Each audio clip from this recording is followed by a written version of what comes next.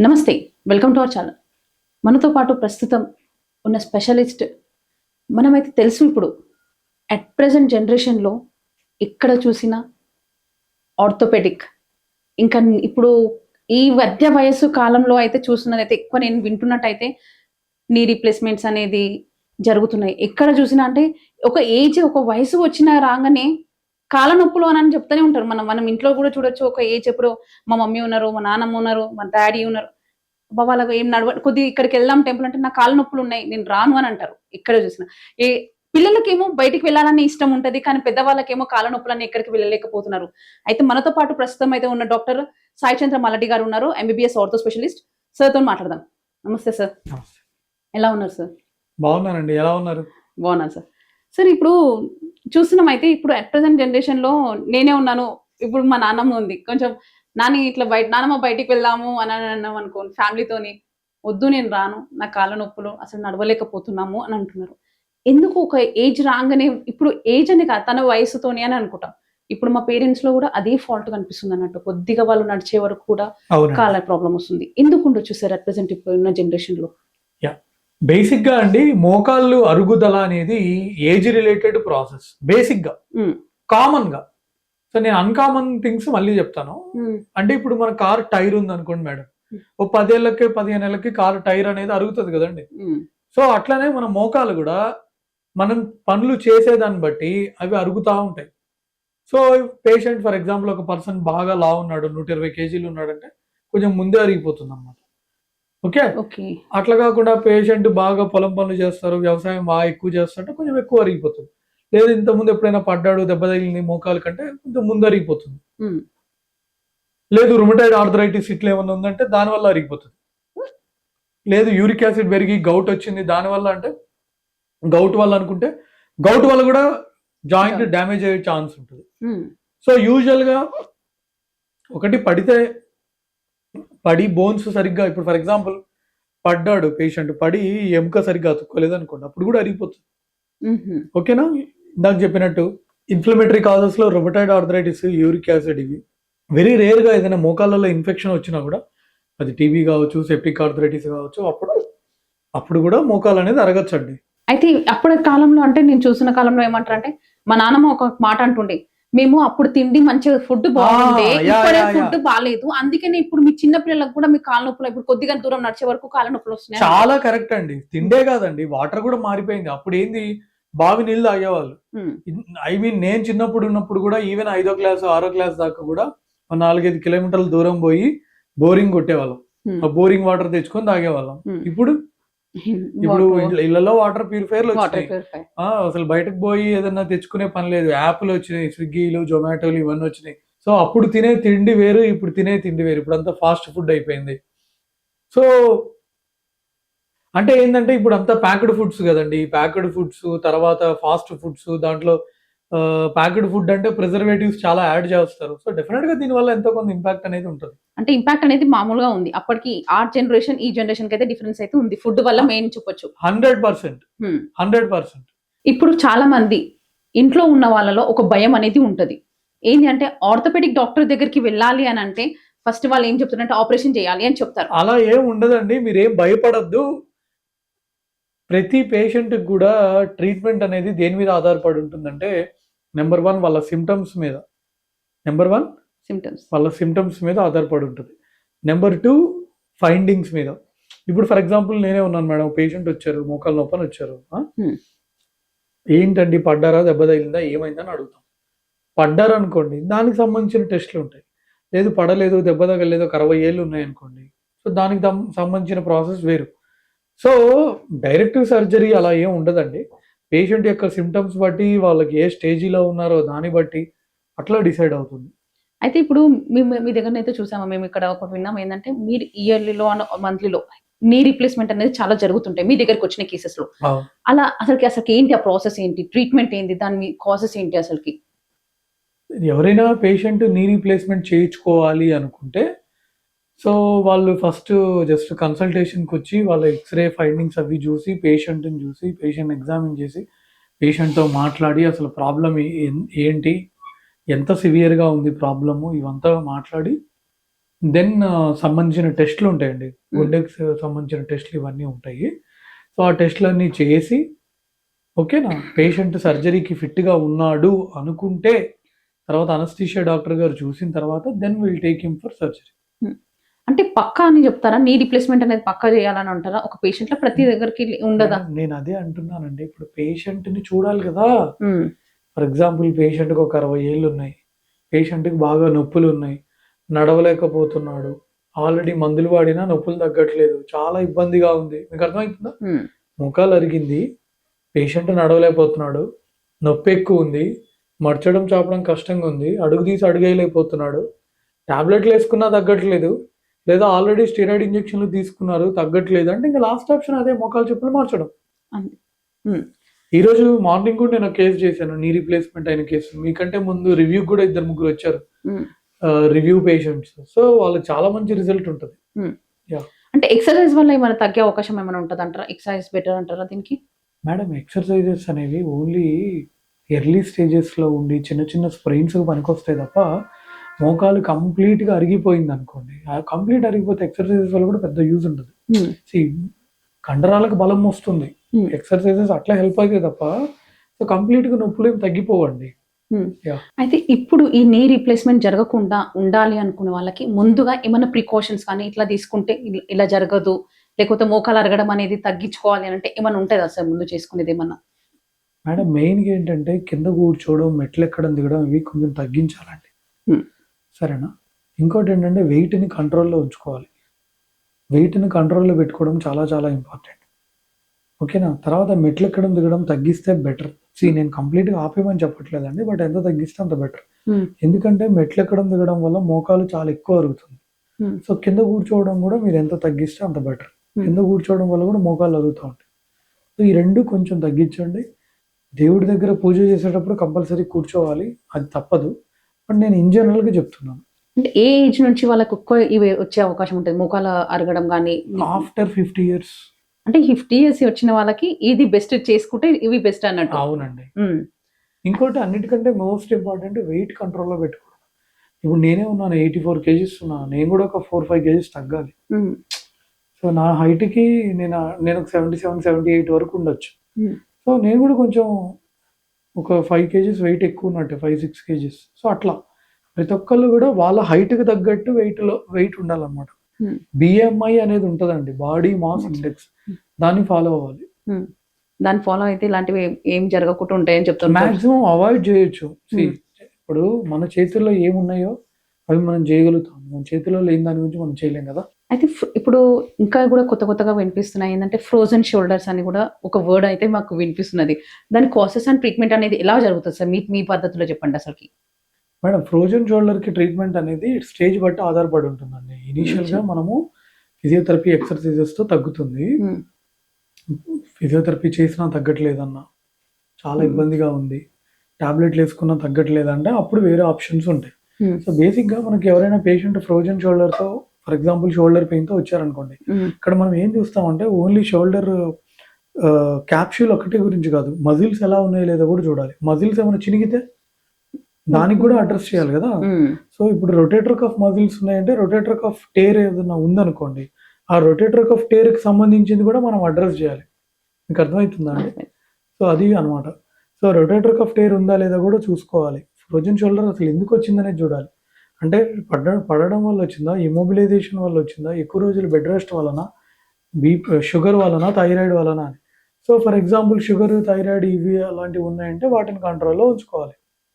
So, హ్మ్. అవసరమైతే MRI తీయిస్తామండి. హ్మ్. ఎంఆర్ఐలో ఉన్న పిక్చర్ బట్టి మనం చెప్తాం. సో, కొన్నిసార్లు only just manipulation under anaesthesia సరిపోతది. ఎటువంటి టియర్స్ లేదు. మామూలుగానే షోల్డర్‌లో జస్ట్ క్యాప్సూల్ టైట్‌గా ఉంది అనిపిస్తే, మనకి ఎంయూఏ అని చిన్న ప్రొసీజర్ ఉంటది. దానివల్ల సరిపోతుంది. కొన్నిసార్లు ఏందంటే, మనం ఇంకా వెరీ రేర్‌గా ఆర్థోస్కోపీ చేసి సర్జరీ గూడా చేయాల్సిన అవసరం ఉంటుంది. హుహు. యాహ్! అంటే మీ దగ్గరికి ఇలాంటి ఎక్కువ ఏ కేసెస్ వస్తున్నాయి సార్ ఇప్పుడు ఈ మధ్య నేను కాలంలో? ఎక్కువ నీ అండ్ షోల్డర్ చూస్తాను. మోకాళ్ళు అరిగిన వాళ్ళు, భుజం వాళ్ళు వస్తారు. హుహు. మోకాలు చిప్పలు ఎక్కువ అవి మారుస్తా ఉంటాను. హ్మ్. అంటే ఇప్పుడు మోకాలు చిప్ప మారుస్తున్నారు గదా సార్! అందులో 100కి 100% బెస్ట్ రిజల్ట్స్ వస్తున్నాయా సార్? ఎవ్రీవన్ యూజువల్లీ 100లో ఒకళ్ళకి లేదా 200 మందిలో ఒకళ్ళకి ఏదైనా ఇబ్బందొస్తదండి. లేదు మిగతా వాళ్ళకి రాదు. ఎక్కడ ఏం ప్రాబ్లమ్ అయితే రాలేదు ఇంతవరకు. అది బాగా సక్సెస్ఫుల్ సర్జరీ కాబట్టి ఇంతమంది చేయించుకుంటున్నారు. నీ రీప్లేస్మెంట్ చేయడం వల్ల ఏమన్నా ఉన్నాయి ఎఫెక్ట్స్, సైడ్ ఎఫెక్ట్స్ అనేవి ఉంటాయా? చాలా ఉంటాయండి. లైక్ కాంప్లికేషన్స్, ఇన్ఫెక్షన్ రావచ్చు, నీ జాయింట్ స్టిఫ్ అయిపోవచ్చు, తర్వాత పెయిన్ ఉండొచ్చు, ఒక్కొక్కసారి వెరీ రేర్‌గా లూజనింగ్ అవ్వచ్చు. అవి కూడా ఉంటాయి కాంప్లికేషన్స్. అంటే నీ రీప్లేస్మెంట్ జరిగినాక ఎలాంటి ఫుడ్ ఆర్ ఎలాంటి ఎక్సర్సైజ్ ఏమైనా ఉంటాయా సార్ స్పెషల్లీ? అన్నీ తినొచ్చు. స్పెషల్ ఎక్సర్‌సైజెస్ అంటే ఏముండవు. మేము బెటర్ కింద కూర్చోవద్దని చెప్తాం అంతే. ఎన్ని మంత్స్ టేక్ కేర్ ఉండాలి సార్ దాని గురించి చేపించుకున్నాక ఎన్ని మంత్స్? ఒక 2, 3 వారాలు జాగ్రత్తగా ఉండాలండి. అదే సార్ ఇప్పుడు చూస్తున్నాం ఇప్పుడు హిప్ రీప్లేస్మెంట్ అనేది కూడా జరుగుతుంది అని చెప్తున్నారు కదా మీరైతే చెప్తున్నారు. అవునండి. నేను ఎవ్రీథింగ్ చేస్తాను, నేను సర్జరీస్ చేస్తున్నాను డైలీ అని చెప్తారు. హిప్ రీప్లేస్మెంట్ ఎందుకు చేస్తారు అసలుకి? మేడం ఇప్పుడు హిప్ రీప్లేస్మెంట్ ఎందుకు చేస్తారంటే, ఇప్పుడు ఫర్ ఎగ్జాంపుల్ ఇది మన తుంటి జాయింట్ అండి. ఇది మనకి ఇది నార్మల్‌గా ఇలా ఉందండి. కొంతమందికి ఏమవుతుంది, ఇది ఇన్ఫెక్షన్ వల్లనో, లేకపోతే పడడం వల్లనో, అర్థమవుతుందా? ఏదో బైక్ యాక్సిడెంటో వాటెవర్ ఏదైనా ఒక ఇన్సిడెంట్ వల్ల ఇదంతా నుజ్జు అయిందనుకోండి. ఇది ఏమైతది, ఇది అరిగిపోతా ఉంటది. సరేనా? ఇది అరిగిందనుకోండి, ఫర్ ఎగ్జాంపుల్ ఇలా అరిగిపోయిందనుకోండి మొత్తం. పేషెంట్‌కి నడవడానికి ఎల్లుండి నాకు ఒక సర్జరీ ఉంది హిప్ రీప్లేస్మెంట్. నడవడానికి ఇబ్బంది అయినప్పుడు అప్పుడు ఈ సర్జరీ చేస్తాం. తుంటి మారుస్తాం అనమాట. మీకు అర్థమైందా? జాయింట్ తీసేసి కొత్త జాయింట్ పెడతాం. అది చేసే సర్జరీ. దీన్ని హిప్ రీప్లేస్మెంట్ అంటారు. దీంట్లో డిఫరెంట్ టైప్స్ ఉంటాయి. Ceramic on poly, ceramic on ceramic, metal on poly అని. ఎక్కువ చేసేది సెరమిక్ ఆన్ పాలీ అనమాట. మళ్ళీ సిమెంటెడ్, అన్సిమెంటెడ్ అని చాలా స్టెప్స్ చాలా ఉంటాయి దీంట్లో. ఇది చేయడం వల్ల ఏమన్నా వాళ్ళకి మంచిగా ఉంటుందా సార్? అంటే చాలా బాగుంటుంది. అంటే ఈజీగా బై వాక్ పక్కా షూర్ 100%. 100% నిజం అండి. హిప్ రీప్లేస్మెంట్ చేసిన తర్వాత చాలా బాగుంటుంది లైఫ్. ఎన్ని కేసెస్ వరకు చేశారు సార్ మీరు ఇప్పటి వరకు ఇంత ఈ జర్నీలో? నేను ఈజీగా 1000 చేసి ఉంటాను మినిమం. అసలు మీ జర్నీ ఏ ఇయర్ లో స్టార్ట్ అయింది సార్ అసలు? 2016 అండి. 2016 లో నా పీజీ అయిపోయింది. మీరు ఫస్ట్ సర్వీసింగ్ హాస్పిటల్ అంటే ఎక్కడి నుంచి ప్రారంభమైంది, ఏ సంవత్సరంలో నుంచి ప్రారంభమైంది, ఇప్పుడు ఈ హాస్పిటల్లోకి వచ్చి ఎన్ని సంవత్సరాలు అవుతుంది అన్నట్టు? సో నేను 2016 నుంచి డిఫరెంట్ హాస్పిటల్స్ లో చేశానండి. ఇప్పుడు ఇక్కడ ఈ హాస్పిటల్ పెట్టినప్పటి నుంచి ఉన్నాను. ఆల్మోస్ట్ 2 years అయింది. ఇక్కడికి వచ్చే పేషెంట్స్ కి అందరికి ఎలా ఇస్తున్నారు సార్? మీకు ఎలా అనిపిస్తుంది ఇప్పుడు సర్వీసింగ్ చేయడం వల్ల? చాలా బాగుందండి. యాజ్ ఎ డాక్టర్ గా ఫస్ట్ మీరు ఎందుకు ఈ ఆర్థోపెడిక్ అనేది ఎంచుకున్నారు అన్నట్టు? మీరు నాకు చిన్నప్పటి నుంచి ఇంట్రెస్ట్ మేడం ఆర్థోపెడిక్స్ అంటే. బేసిక్గా చిన్నప్పటి నుంచి ఇంట్రెస్ట్. దానికి తోడు నేను ఎంబీబీఎస్లో ఎక్కువగా బాగా ఇన్ఫ్లుయెన్స్ అయ్యాను యాక్చువల్గా. అంటే లైక్ ఫర్ ఎగ్జాంపుల్ ఒకళ్ళు కాలు ఇరిగి వస్తారు, మనం దానికి ఒక రాడ్ వేస్తాం. సర్జరీ చేసే కేసు ఒక రాడ్ వేస్తాము. రాడ్ వేసాము అనుకోండి, మంచిగా నడుస్తున్నాడు, మంచిగా పరిగెడుతున్నాడు, అన్ని పనులు చేసుకుంటున్నాడు అనుకోండి, మనకి ఎంత సాటిస్ఫాక్షన్ ఉంటుంది. సూపర్ సాటిస్ఫాక్షన్ కదా అది. ఆ సాటిస్ఫాక్షన్ కోసం ఏం నేర్చుకున్నారు అంతే. పేషెంట్ వచ్చి మీ వల్ల నాకు చాలా బాగుందంటే చాలా బాగా అనిపిస్తుంది కదా, కనపడుతుంది కళ్ళ ముందు రిజల్ట్. ఇక్కడ ముఖ్యంగా ఈ ఆర్థరోస్కోపీలో లిగమెంట్ ఇంజురీస్ అవి నేను ఎక్కువ చేస్తూ ఉంటాను. సో జిమ్నాస్టిక్స్ చేసేటప్పుడు ఆ పర్సన్ ఇక్కడ కుకట్పల్లిలోనే ఉంటాడు. జిమ్నాస్టిక్స్ చేసేటప్పుడు ట్విస్ట్ చేస్తూ పడ్డాడు, లిగమెంట్ కట్ అయింది. ఈ లిగమెంట్ అండి ఇది కట్ అయింది. సో మళ్ళీ ఇది రికన్స్ట్రక్షన్ చేస్తే ఇప్పుడు 1 year తర్వాత, కరెక్ట్ 1 year తర్వాత మళ్ళీ జిమ్నాస్టిక్స్ ఆడుతున్నాడు ఆయన. కంటిన్యూ చేసిన తర్వాత యా దట్స్ వాట్ నేను అనేది. అట్లాగే ఇప్పుడు మోకాలు చిప్పలు మార్చిన తర్వాత వీల్ చైర్లో వచ్చిన పేషెంట్లు మంచిగా నడుస్తున్నారు. మొన్న కూడా ఒకళ్ళు వచ్చి సన్మానం చేశారు కదా, అది నా ఇన్స్టాగ్రామ్లో కూడా పెట్టాను. సో చాలా బాగా అనిపిస్తుంది. అంటే ఇప్పుడైతే present knee replacement, hip replacement అనేది చాలా బాగా జరుగుతున్నాయి ఈ కేసెస్లో, ఈ జనరేషన్లో. కానీ ఎటువంటి ప్రాబ్లమ్స్ అయితే ఉండవు అండ్ సైడ్ ఎఫెక్ట్స్ కూడా. అదే నేను అనేది ఏంటంటే, ఇప్పుడు నేనే దేవుడిని 100% తగ్గిపోతుంది అట్లా అనట్లేదు నేను. 100లో ఒకళ్ళిద్దరికి ఉండొచ్చు, 100లో లేదా 200లో ఒకళ్ళిద్దరికి. అంటే మీ దగ్గరికి వచ్చిన వాళ్ళ దగ్గరికి అయితే మంచిగా హ్యాపీగా వచ్చి టీకేఆర్ ఫెయిల్ అయిన కేసు అయితే నేను అంటే దేవుడి దయలో చెప్తున్నాను లేదు, చాలా సక్సెస్ఫుల్. ఈ హాస్పిటల్ ఓనర్ గారి వాళ్ళ అత్తగారికి చేశాను, ఇక్కడ డాక్టర్ గారు ఉంటారు వాళ్ళ మామగారికి చేశాను. సో అందరు బాగానే ఉన్నారు. ఈజ్ బెస్ట్ రివ్యూ అని చెప్పొచ్చు అన్నట్టు మీ విషయంలో. అంతే కదా, డాక్టర్ గారు వాళ్ళ సొంత మామయ్య గారికి నేను చేశానంటే వాళ్ళు నమ్మితేనే కదా వస్తారు.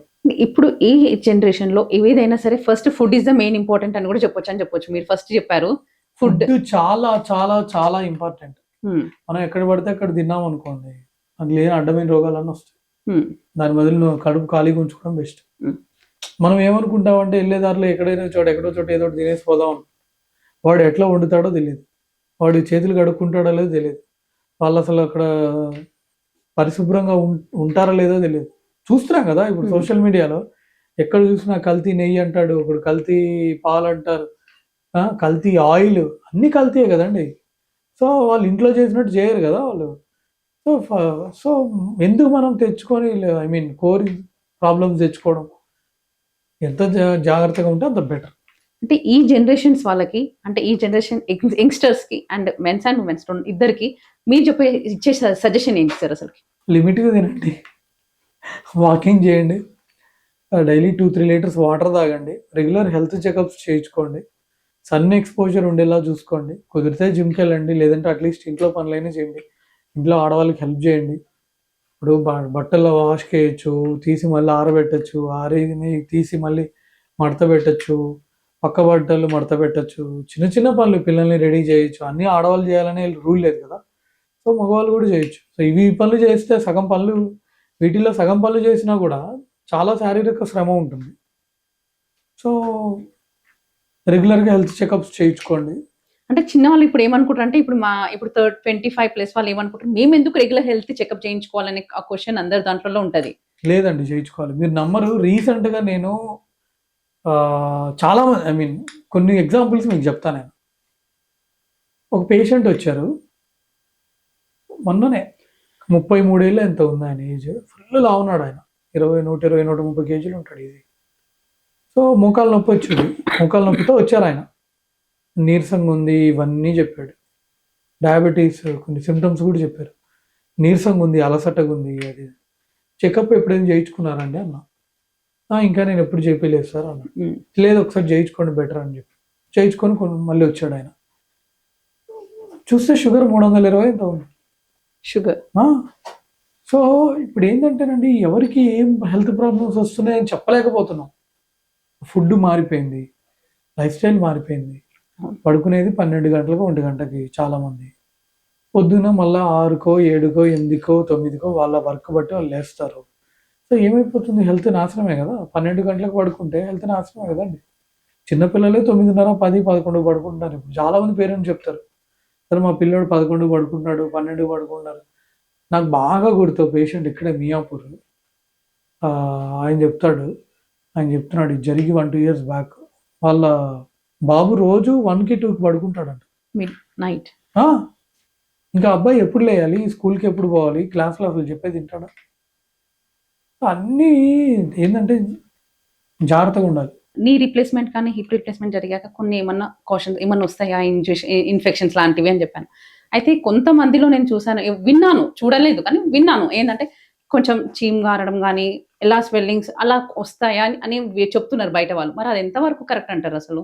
చీమ్ గారడం కూడా వస్తుందండి, అది చాలా రేర్. కాకపోతే ఇన్ఫెక్షన్ అయితే ఇప్పుడు ఫర్ ఎగ్జాంపుల్ మనము మోకాళ్ళు మార్చాము అనుకోండి మేడం, మోకాలు మార్చాము, నార్మల్గా మన మోకాలు ఇలా ఉంటుంది, ఇది ఫీమర్ బోను, ఇది కింద టిబియా బోను, ఈ పక్కన ఉన్న సైడ్ చిన్న బోన్ ఫిబులా బోన్ అంటారు.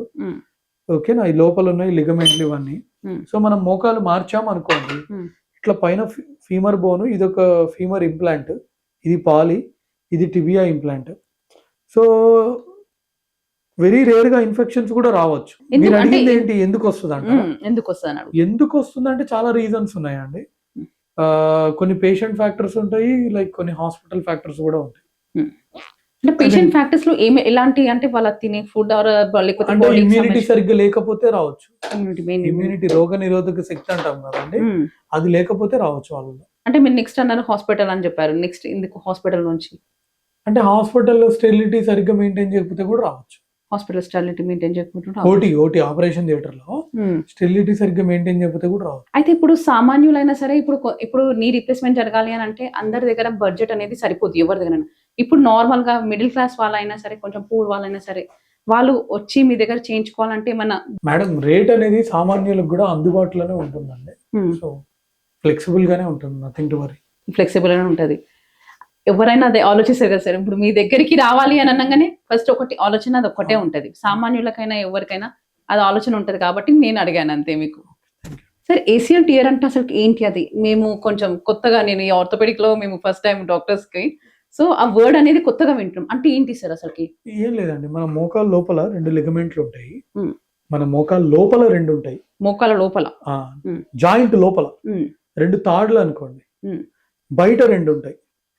ఈ బయట ఉన్నాయి కదా, ఇది బయట ఉన్నది లేటరల్ కొలేటరల్ లిగమెంట్ ఫిబులా వైపు, మీడియల్ సైడ్ ఉన్నది MCL medial collateral ligament, joint లోపల ఉన్నాయి 2 ACL PCL anterior cruciate ligament, posterior cruciate ligament అనేవి ఉంటాయి అన్నమాట. సో మోస్ట్ కామన్ గా జినిగేది ఏసీఎల్ యాంటీరియర్ క్రూషియేట్ లిగమెంట్. అంటే ఏమైతుంది అంటే, ఇప్పుడు ఫర్ ఎగ్జాంపుల్ క్రికెట్ ఆడుతున్నాడు, ట్విస్ట్ అయింది అనుకోండి, అప్పుడు రావచ్చు. లేదా టెన్నిస్ ఆడుతున్నాడు, మోకాలు ట్విస్ట్ అయింది అనుకోండి, అప్పుడు రావచ్చు. లేదా బైక్ యాక్సిడెంట్ అయింది, ట్విస్ట్ అయ్యి కాలు కింద పడ్డాడు అనుకోండి, అప్పుడు కావచ్చు. అంటే ఎముకలే ఇరగాలని ఏం లేదు, లోపల ఉన్న లిగమెంట్ కూడా తినగచ్చు. అంటే ఇప్పుడు అట్లా కింద పడంగానే ఫస్ట్ హాస్పిటల్కి వెళ్ళి డాక్టర్ తోని చేయించుకుంటారు, కానీ అది పక్క డాక్టర్ ఇది ప్రాబ్లం అని చెప్తారా సార్? ఎందుకు చెప్పొచ్చు, కొన్నిసార్లు చెప్పొచ్చు, కొన్నిసార్లు చెప్పలేము. లైక్ పేషెంట్ కింద పడంగానే ఫర్ ఎగ్జాంపుల్ హాస్పిటల్కి వచ్చారనుకోండి, పేషెంట్ నడుస్తున్నాడా లేదా, వీల్ చైర్ మీద వచ్చాడా, నడిచి వచ్చాడా, దాన్ని బట్టి ఎంతో కొంత మనకు ఐడియా వస్తుంది. ఇప్పుడు నడిచి వస్తున్నాడు అంటే పెద్ద మేజర్ ఇష్యూ ఉండదు, వీల్ చైర్ మీద వస్తున్నాడు డెఫినెట్గా ఏదో ఒక ఇష్యూ ఉండొచ్చు. మడచడం చాపడం ఎట్లా ఉంది ఇవన్నీ చూస్తాం అనమాట. బేసిక్ గా ఎక్స్రే చేయిస్తాం, ఎక్స్రేలో ఫ్రాక్చర్స్ ఉన్నాయా లేవా, నీ డిస్లొకేషన్ ఏమన్నా ఉందా లేదా, ఇలాంటివి కనపడతాయి. పట్టెల్లో ఫ్రాక్చర్ ఏమన్నా ఉందా, ఇలాంటివి. సో ఎక్స్రే బాగానే ఉంది, పేషెంట్కి కొన్ని రోజులు మందులు ఇస్తాం. లేదు బాగా ఇబ్బంది పడుతున్నాడు అంటే మనకు ముందు నుంచే సస్పెక్షన్ ఉంది, కొన్ని ఎగ్జామ్ టెస్ట్లు ఉంటాయి అనమాట, కొన్ని లిగమెంట్ కి సంబంధించిన టెస్ట్లు ఉంటాయి. సో అవి చేసి మనకు డౌట్ ఉందంటే వాళ్ళకి ఎక్స్ప్లెయిన్ చేస్తాము, ఇట్లా ఉండుండొచ్చు అండి, ఛాన్స్ ఉందండి అని. వాళ్ళకి ఎంఆర్ఐ అవసరం అండి అని చెప్తాము, వాళ్ళు చేయించుకుంటారు, దాన్ని బట్టి ట్రీట్మెంట్ అనేది ఉంటుంది. అయితే మీరు చెప్పారు కదా, ఫ్రాక్చర్ అయిన వాళ్ళకి కొంచెం ఫాస్ట్గా మోకాలు అరుగుదల అనేది ఎక్కువ ఉంటుందని చెప్పారు. అయితే ఇప్పుడు ఫ్రాక్చర్ అవుతుంది, మీరు ట్రీట్మెంట్ ఇస్తారు, నార్మల్గా అయిపోతుంది. కానీ ఒక ఏజ్ 50 వచ్చినాక మోకాలు అరుగుదలకి ఈ ఫ్రాక్చర్కి సంబంధం ఉంది అని చెప్పారు కదా, వాళ్ళు ఇప్పుడు ఫ్రాక్చర్ అయిన వాళ్ళు ఏం తీసుకోవాలి, ముందు నుంచి ఎలాంటి ప్రికాషన్స్ తీసుకోవాలి మోకాలు అరుగుదల తక్కువ రావడానికి? మెయిన్గా అంటే పాలు, ఆకుకూరలు, గుడ్లు, రాగ్జావ అలాంటివి తీసుకుంటే సరిపోతుంది. సో కింద కూర్చోవడం, మెట్లు ఎక్కడం, దిగడం ఇలాంటివి కూడా తగ్గించుకుంటే బెటర్. అంటే ఎటువంటి సంబంధం 50 years వచ్చినా కానీ ఇక్కడ వాళ్ళకి food is the main component అని చెప్తారు మీరు. ఫుడ్ పాలు, ఆకుకూరలు, రాగిజావ ఫుడ్ బాగా తీసుకోవాలి. సరే, ఇప్పుడు నాన్ యూనియన్ బోన్స్ అంటే ఏంటి అసలు? ఇప్పుడు ఏంది దానికి ట్రీట్మెంట్ కానీ ఎలా జరుగుతుంది అసలు ఇక్కడ? మేడం నాన్ యూనియన్ బోన్స్ అంటే ఫర్ ఎగ్జాంపుల్ ఇది టిబియా బోన్ ఉంది అనుకోండి మేడం, ఈ బోన్ ఇక్కడ ఇరిగింది అనుకోండి, రాడ్ వేసారు అనుకోండి, అది అయినా అతుక్కోవట్లేదు అనుకోండి, దాన్ని నాన్ యూనియన్ అంటారు. బోన్ రోడ్ వేసినాక కూడా అతుక్కోకపోవడం దాన్ని. అలాంటి కేసెస్ ఏమైనా ఉంటాయా సార్? చాలా ఉంటాయండి. మరి అలాంటప్పుడు ఎలా ట్రీట్మెంట్ చేస్తారు మీరు అసలు ఇక్కడ? అంటే బేసిక్ గా ఇన్ఫెక్షన్ ఉందా లేదా అని రూల్ అవుట్ చేస్తాము. ఇన్ఫెక్షన్ ఏం లేదు అంటే దానికి ఒక రకమైన ట్రీట్మెంట్ ఉంటుంది, ఇన్ఫెక్షన్ ఉంది అంటే దానికి ఇంకో రకమైన ట్రీట్మెంట్ ఉంటుంది. సో బేసిక్ గా ఏమవుతుందంటే డెడ్ బోన్ ఉంటుంది కదండి, ఆ డెడ్ బోన్ ఏదైతే ఫర్ ఎగ్జాంపుల్ ఇదే అతుక్కోలేదు అనుకోండి, షాఫ్ట్నే అతుక్కోలేదు, సో డెడ్ బోన్ తీసేసి తరువుగా డిబ్రేట్ చేసి ఫిబులా స్ట్రట్ గ్రాఫ్ట్ అని పెడతాం, మధ్యలో ఫిబులా స్ట్రట్ గ్రాఫ్ట్, ఇలియా క్రెస్ట్ నుంచి కూడా గ్రాఫ్ట్ తీసేసి బేస్డ్ ఆన్ సిచ్యువేషన్ ఇంప్లాంట్ వాడి ఫిక్స్ చేస్తాం. అంటే అలాంటి కేసెస్ కూడా ఇప్పుడు జరుగుతున్నాయి అన్నట్టు. యా విన్నాం కదా సార్, అయితే చాలా బాగా చెప్పారు. ఆర్థోపెడిక్ స్పెషలిస్ట్ అయినా కానీ అసలుకి చాలా నీ రీప్లేస్మెంట్ అయినా, హిప్ రీప్లేస్మెంట్ ఎన్ని కేసెస్ సాల్వ్ చేశారంటే అసలు సార్, ఇప్పుడు నేను ఇక్కడ చూస్తున్నాను రీసెంట్లీ అంటే 1 month లో కూడా 100+ కూడా కేసెస్ సార్ సాల్వ్ చేసే వాళ్ళు ఉన్నారు. So thank you sir, thank you so much for your giving information. Thank you అండి, థ్యాంక్ యూ సో మచ్.